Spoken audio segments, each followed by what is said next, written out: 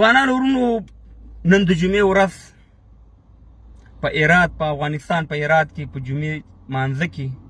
یا خودکش شوی یا بم چاودلی په هغه کې استاد مجيب الرحمن او نور ډېرو افغانانو خپل ژوند د لاسه ورکړي او یو داسې یو 2 میاشتې مخکې زموږ استاد یو ستر عالم د ننګرهار استاد سردار ولي استاد په کابل کې چا په خپل کور کې مړ کړو نو نه ملا نه په کور کې خوندي دی او نه په جومات کې خوندي دی یو خو زما یو خبره واورئ مینوالو که ستاسې هر څومره اختلافي یو سړي سره مړ شو او د دې دنیا نه لاړو بس د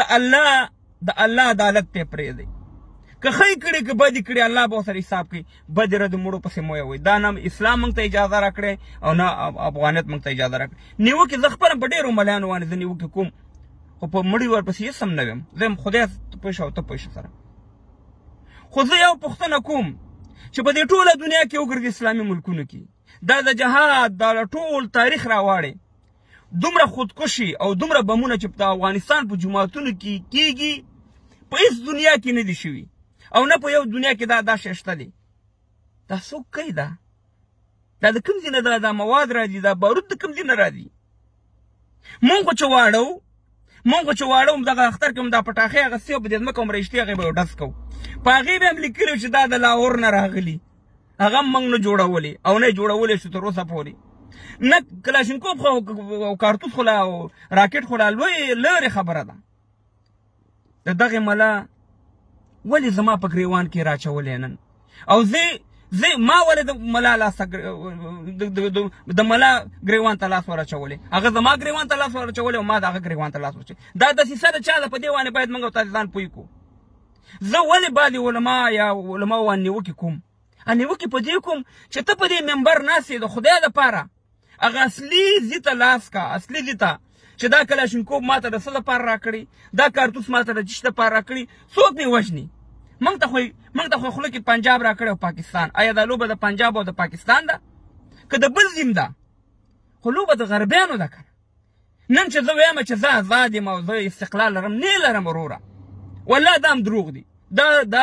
دغه د جمعې مونځ مې وکړو والله اذان مې وکړو اقامت مې وکړو دا ملګري ما پیژني په دې ډله قسم خورم که دا موږ اوس ازادي افغانستان خو یو ډرامه موږ ته روانه ده نن ما باندې د ډرون تیاري ګرځي د ډرون تیاري او په افغانستان کې تاسې کتلي چې په کورونو په سرونو خلک سملي په انګړو کې سملي که ګرمي تشنابونه یې لوسي هغه ډرون تیارې زما عکاسي کوي زما د خویندو میندو عکاسي کوي ویډیوګانې ترې ډکوي څوک یې کوي د کوم ځای نه تیارې راځي آیا زه ازاد یم هېڅکله نه زه خلک به وایي چې ته دا خبرې کوې تا سره کوم حل لاره شته ما سره د حل لاره شته دی د حل لاره ما سره امریکا او کفار دی چې دې سره زه مستقیم خبره وکړم زما ملا ولې په قطر کې خوشحاله دی ولې زما طالب مجاهد نور افغانان په قطر په ابوظبي په سعودي او په دوبۍ او په دې کې خوشحاله دي هلته خو هم کفار دي که نه هلته خو هم د کفارو اډې دي هلته خو هم د کفار ګرځي راګرځي د دنیا ټول کفار ګرځي راګرځي زما ملا هم خوشحاله دی زما امیم خوشحاله دی زما هر سړی خوشحاله دی زه دغه شان دې ژوند غواړم چې څنګه دوبۍ والا کوي څنګه قطر والا کوي که غلامي او که نه غلامي ځکه په هغه ژوند کې ماته عزت دی په هغه ژوند کې ماته تعلیم دی په هغه ژوند کې زما خویندې میندې محفوظه دي په هغه ژوند کې زما ځوانان د خپل ژوند نه خوندلي زما ملا د خپل ژوند نه خوندلي نن چې په افغانستان کې ملا دویمه ښځه کوي خلک ورپسې راوچتېږي درېیمه ښځه کوي خلک ورپسې راوچتېږي مګر هلته ملا دویم هم کوي درېیم هم کوي څلورم هم کوي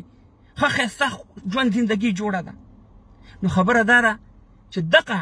دومره لیډرشپ نشته زمونږه چې موږ امریکایانو سره یا خارجیانو سره دغه مسله حل کړو دا جنګ موږ سره د 100 کالو نه روان دی افغانانو ورونو کله نه چې موږ انګریزانو ته شکست ورکړو هغه ورځ نه یې راته ویل چې والله کې پرېږدم خو د دې د حل لاره شته دی څنګه چې دغه هیوادونه اسلامي هیوادونه ژوند کوي دغه شان ژوند زه کوم زه نه غواړم چې زه ګوره دا ماته وایي زه درته قسم خورم چې په کم ټریننګ سنټرونو کې مجاهد ته ټریننګ ورکوو هغې ته بیا په پاکستان کوټه کې اما کې طالب ته هم ورکوو او هملته د ډرون د اډې موجود وي مګر طالب به راتلو افغانستان ته دلته یې بمباري کوله مګر هملته خوا په خوا وانیو هلته یې طالب ته څه نه ویلي په دې زموږ مغزه نه خلاصېږي الله دې زموږ مغزه خلاص کړي موږ د علماو احترام کوو چې د حق علمای په خدای سپارم.